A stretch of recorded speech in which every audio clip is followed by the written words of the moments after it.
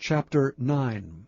Now in the 12th month, that is the month of Adar, on the 13th day of the same, when the king's commandment and his decree drew near to be put in execution, in the day that the enemies of the Jews hoped to have power over them, though it was turned to the contrary, that the Jews had rule over them that hated them, the Jews gathered themselves together in their cities throughout all the provinces of the king Ahasuerus, to lay hand on such as sought their hurt, and no man could withstand them, for the fear of them fell upon all people. And all the rulers of the provinces, and the lieutenants, and the deputies, and officers of the king helped the Jews, because the fear of Mordecai fell upon them. For Mordecai was great in the king's house, and his fame went out throughout all the provinces. For this man Mordecai waxed greater and greater. Thus the Jews smote all their enemies with the stroke of the sword, and slaughter and destruction, and did what they would unto those that hated them. And in Shushan the palace the Jews slew and destroyed 500 men. And Parshandatha, and Dalphon, and Aspatha, and Poratha, and Adalia, and Aradatha, and Parmashta, and Arasai, and Aradai, and Vajezatha, the 10 sons of Haman, the son of Hammedatha, the enemy of the Jews, slew they, but on the spoil laid they not their hand. On that day the number of those that were slain in Shushan the palace was brought before the king. And the king said unto Esther the queen, The Jews have slain and destroyed 500 men in Shushan the palace, and the 10 sons of Haman. What have they done in the rest of the king's provinces? Now what is thy petition, and it shall be granted thee, or what is thy request further, and it shall be done? Then said Esther, If it please the king, let it be granted to the Jews which are in Shushan to do tomorrow also according unto this day's decree, and let Haman's 10 sons be hanged upon the gallows.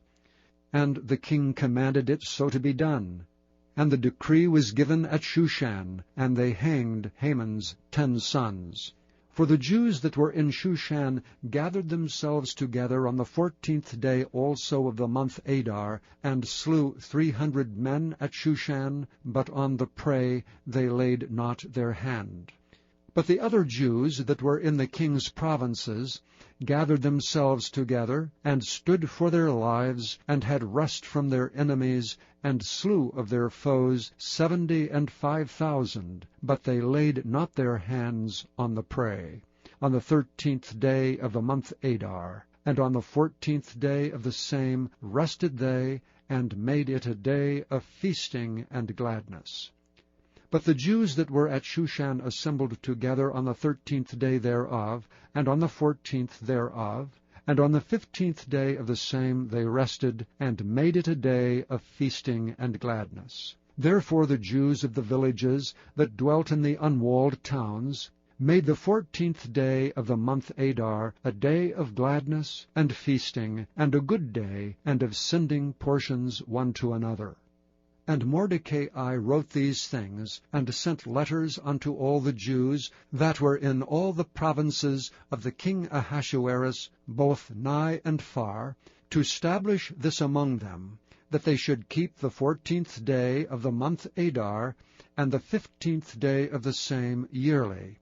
as the days wherein the Jews rested from their enemies, and the month which was turned unto them from sorrow to joy, and from mourning into a good day, that they should make them days of feasting and joy, and of sending portions one to another, and gifts to the poor. And the Jews undertook to do as they had begun, and as Mordecai had written unto them. Because Haman the son of Hammedatha the Agagite, the enemy of all the Jews, had devised against the Jews to destroy them, and had cast pur, that is the lot, to consume them and to destroy them. But when Esther came before the king, he commanded by letters that his wicked device, which he devised against the Jews, should return upon his own head, and that he and his sons should be hanged on the gallows.